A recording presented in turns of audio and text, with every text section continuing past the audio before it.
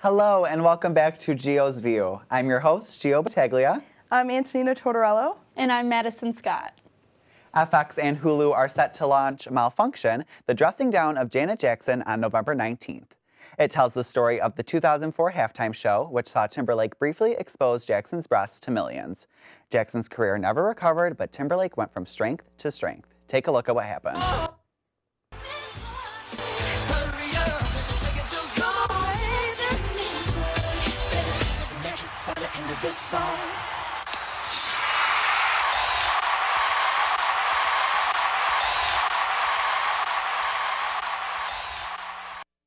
After this incident, over 500,000 complaints to the FCC were issued. Did you guys think that Janet Jackson deserved the hate she got after this incident? Antonina, we'll start with you. I don't at all, because it was obviously a mistake. Like, I know that you were telling me people thought that they set it up for publicity, but I think that's just such a weird thing to say, because obviously it's like the halftime show, one of the biggest performances to the biggest amount of people in the whole world obviously can see it. So I don't think that they would do something like that on purpose, especially for publicity. Maddie? Yeah, no, of course not. I think it was honestly so ridiculous, and I honestly think that's probably the reason they're making a documentary on it now, because back then that was probably so controversial, with her boob coming out on national TV. But I feel like if that happened nowadays, it wouldn't have been as big of a deal. Definitely not career-ending how it was to that extent. I think it's just very interesting when we have artists say, I love Cardi B and I love Nicki Minaj and all the people that do these eccentric performances, but when it's on the same level as the nudity that Janet Jackson barely had, I think it's not something to compare. Do you think that these documentaries will help her career come back at all? Do you think she can try to promote herself to a younger audience like us, Maddie? I think that maybe, possibly.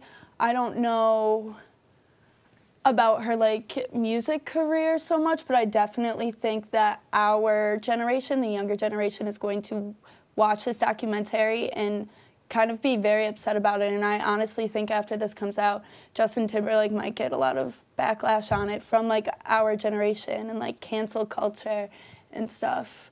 But I don't know really if her music career will come back. Do you guys think that Justin Timberlake should have been the one to thrive in this, Antonina? I think not at all, because, well, I don't think either of them should have really faced consequences. It was obviously a mistake on both halves. And so to completely destroy one's career while the other one, because Justin Timberlake is such a big name, and so was Janet Jackson, but for different reasons. And I think that's what differs from the whole situation. So no, I don't think that either of them should have gotten hate, but I definitely don't think that Justin Timberlake should have gone completely straight. Yeah. I feel like if that happened now, I don't even think it would have gotten the attention that it did at the time. Back when it happened, wasn't 2008? 2004. 2004. So at that time, it was a huge deal. But like you were just saying, you watch any of the music award shows and you see these amazing women performing, and there's nudity in it and sexual dances and stuff, and it's not a big deal at all, and that's almost encouraged now. But back then it was just completely different, and I guess at the time people were oh well, it's a Super Bowl, kids are watching this, but there's kids watching these music award shows. So I really feel if this happened now, there wouldn't even be a documentary on it. Definitely just a sign of the times changing with the music careers and stuff. Again, the documentary comes out on Hulu November 19th. It's that time of the year. All I Want for Christmas Is You by Mariah Carey returned to the top 50 of the United States Spotify on the first day of November. Mariah Carey is releasing a new collaboration with Khalid and Kirk Franklin and will star in another Apple TV Plus Christmas special later this year. When is it too soon to start listening to Christmas music, and when do you guys usually start listening? Kat, I'll throw it to you. Usually I start listening around December, and my favorite song would be one of the Ariana Grande's. She did a cover of a Christmas song. I don't remember the name, but I loved it. I know for me, normally start listening like right after Thanksgiving. I wait till December. I don't go right after Halloween. But I work retail, so they like to jump on it right away. So it's kind of a forced thing to have to listen to the Christmas music. I mean, I enjoy Christmas music. It's obviously happy, holly jolly tunes, but sometimes it can come a little too soon. My favorite Christmas song? I like Snowman by Sia. That's a good one. I love All I Want for Christmas Is You. I know a lot of people say over the years that it's become overplayed, but it is a cult Christmas classic. And I also love Ariana Grande's Winter Things is a good one. Santa Tell Me. Antonina, what is your favorite Christmas song? Oh, I am such like a Christmas does not start until like December person, and I know that's not how a lot of people feel, but that's definitely how I feel. But my favorite Christmas song is, I can sing it in my head right now. I can't think of the name of it. It's the one, it's all the people collaborate. Oh, Do They Know It's Christmas? Yes. That is a great That is my a good favorite Christmas song. Those classics, we can't forget about those. Have you guys ever like had to turn the music off in the car with someone because they started listening to Christmas music too early? Antonina? One of my best friends from home, she's probably been listening to Christmas music since July, and I'm like, we can't do that. You can't ruin the mood. But I hear people already have their trees up. I have a friend here that already has their tree up. And no, no. Too early for me. Just wait. Actually, I want to add, I saw this Mariah Carey commercial right when Halloween happened. There was 3 pumpkins in a line. It said, "It's not time." And then she smashes the nuts where it says, "It's time." So people start listening to her music. I cheated today and I saw a Taylor Swift Christmas song on TikTok and it just made me really want to listen to it, so I did listen to a Christmas song. But normally I do wait until after Thanksgiving because I feel like you can't have too much of a good thing, and Christmas music is just such a sacred part of the year that you don't want it to go to waste. Jamie Spears filed a request on Wednesday to immediately terminate Britney Spears' conservatorship. This request comes soon before Britney's big hearing on November 12th. In the document, Jamie's lawyer wrote, Jamie sees no reason why the conservatorship should continue for any amount of time and asserts he has no interest in the conservatorship continuing. Do you think Jamie is doing this out of fear? What are you hoping comes out of Britney's next court date? Kat, what do you think? Honestly, I just hope that she gets freed because a lot of stuff has been going on lately, and after I heard so many things that it's like that it wasn't even public, like her not being able to have another kid and she's like in her 40s, like that was crazy. And I feel so bad for her. And I know there's been a big movement where everyone's like, free Britney. And I see a lot of people supporting her and being on her side. So hopefully in her next court hearing, I want to see her free. Yeah, Gio, what do you think? I have just been loving all of the Instagram posts that Britney has been putting out since her father was first removed from the conservatorship.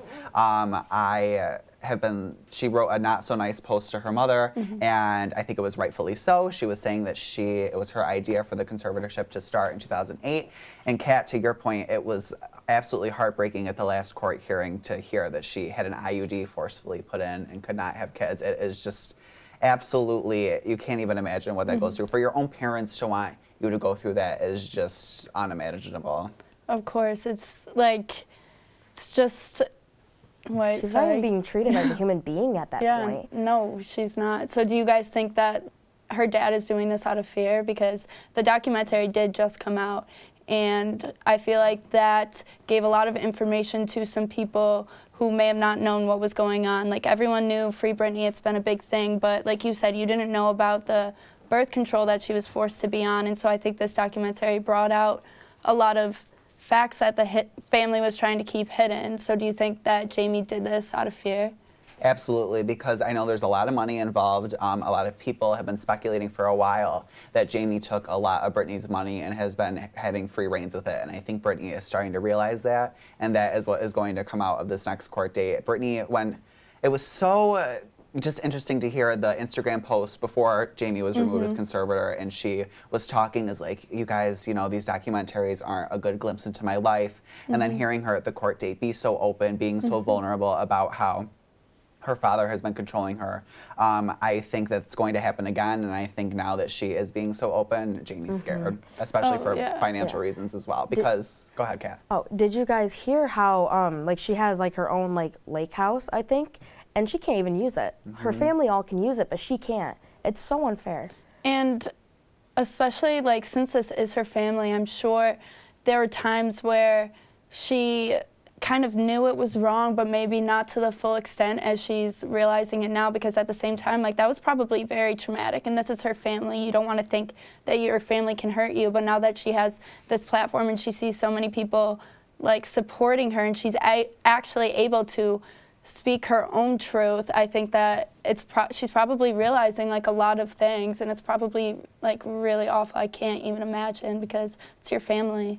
You know? I think it'll be interesting to see if the conservatorship ends. It's a very rare thing to see a conservatorship end, but I think with someone with such a high stature like Britney Spears, I think it'll be interesting to see what she does after this, if she helps other people that are in like these conservatorships that are for the wrong reasons. But also, at the same time, if she does nothing, she's been trapped for 13 years, so if she wants to have a vacation, let her have it. Do you think she's going to start like releasing music? And I don't know, because I feel like because we haven't heard anything from her directly, and she has been having words put into her mouth for years, it's hard to tell. Like, some people have been saying that she's going to retire and never do music again. Some people were saying she wasn't going to do music unless her father was removed.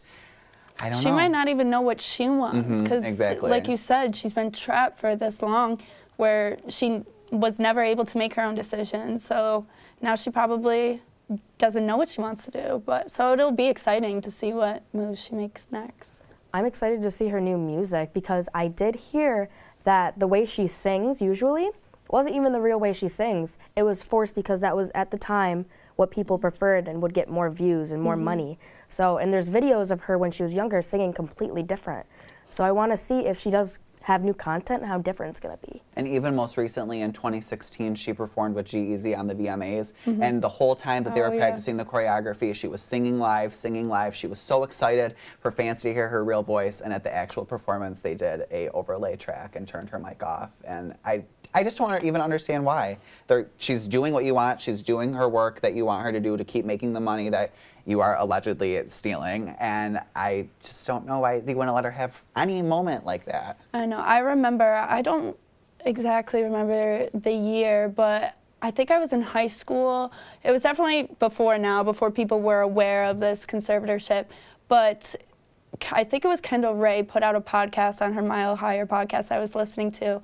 And it was kind of, they were going over all the conspiracy theories, because at the time it was a conspiracy theory that like Britney was like under control of her family, and they were talking about how her voice was different, and it's just so crazy to me. All of the things that they were talking about at the time were like conspiracies, but now they were real, and that's just so, like, it's scary, because she's this woman who has so much power, and we had no idea, and all this stuff was actually going on, and this woman who is so successful, has so much money and power, could have been trapped like that under literally the world's nose, like no one knew, so it's just scary. And I'm really impressed with the community as well. If you remember, there was a time where on Instagram, people would comment under her post and be like, Britney, wear a yellow shirt if you need help, and then she would. The next post, wear a yellow shirt. And she was like, it was like a cry for help, but she couldn't cry for help because she wasn't allowed to. And that's crazy. It's crazy to be able to watch something like that unfold right in front of our eyes with social media and everything. Yeah, I'm excited to see it continue to unfold with her next court date, again, November 12th. We are going to be testing out Crumbl cookies live on Gio's View. The famous franchise recently opened a new location in Henrietta, and here we are with this week's flavors. All right, we are going to be starting with key lime pie. Are you guys normally a fan of key lime pie at all? I am. I don't really know. I mean, kind of, maybe. I don't know if I'm going to. I don't really want to eat this. I'm obsessed with it. But I'm excited. Should we like rate them out of like 10? Sure. Yeah, it's good. Okay. For a fan of key lime pie, 10 out of 10. It tastes just like the pie. I do prefer a more crunchy cookie. Okay. But this hits. Fair, fair.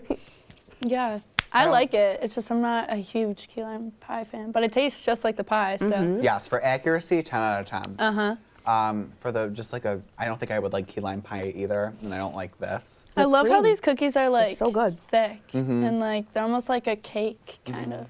I think it's worth your money. I say I don't like it as I keep eating it.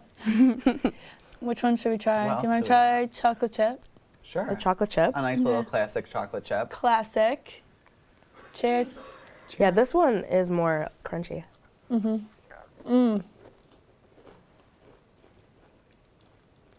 Oh, wow. It slaps. I feel like we're doing like ASMR. Like they can hear A us doing- mukbang. Yeah, these are really good. You can't really mess up a chocolate chip cookie. I mean, you can. Oh my God. It's the perfect balance between chocolate chip and regular dough. We do have the a mint chocolate one next for when you guys are ready. Hope you guys can see that. I love the Beauty Guru hands cap. Oh yeah. Do you guys do like mint chocolate chip, or do you guys like the mint? This one's good. I do like Thin Mint. And That's what kinda this reminds me tastes of Thin like. Mint. I've just never been a chocolate and mint person. Really? Mm-hmm. This is literally a Thin Mint. Yeah. If I had to review these cookies, they have like the little Andes candies in them. I don't mind it. I like But it. you know what? It's subtle. Subtle. It's not too overpowering with the mint. I'm sorry if anyone hates talking with the mouth full, but you gotta with a cookie like this. If you're eating cookies, you gotta do what you gotta do. We need like milk. These are so good. What are your favorite? Oh my God. Our favorite? I'm a key lime pie gal. We, of course, had to have Antonina come back to try the final two cookies. We have oatmeal chocolate chip muffin and a classic sugar cookie. Let's do the oatmeal first. I'm scared for this one. I am not an oatmeal fan Neither really am either. I. A lot of see. people hate on oatmeal cookies, but we'll see. You don't like it? It tastes like bananas, and I like bananas, but It is really mushy. it's the texture. Yeah, it's like actual oatmeal on the inside. Like, yeah, the bite I took was completely like doughy, which I usually like. Again, accuracy is 10 out of 10, but an oatmeal cookie Oh, of course. is just not one that I gravitate towards. Yeah. this See, is- yeah. I love the idea of them like switching flavors each week. I think it's so cool. And Crumbl is such a big thing on TikTok that like when I was telling my friends that I was going here to try Crumbl, they were like, "Oh my gosh, there's a Crumbl." So it does get a lot of hype, but I feel like it's that type of thing that like you'll get hype for a while and then it'll just become like a Every typical Crumbl. Like, how long did you say you waited in the line? I went last week and it was an hour wait. I placed an online order. I went and it was still, they were just like, had such a high demand. They were great customer service, great staff and everything. But yeah, it was about an hour wait. Today wasn't as bad. I went last weekend, on a weekend, so obviously it's going to be more busy than Of course. a typical Thursday night like this one was. But great customer service. They were great all around. All right, let's wrap it up with the final sugar cookie. A classic. Classic. I love the pink Oh, frosting. It really just Try the makes- frosting cute. separately. That is really good.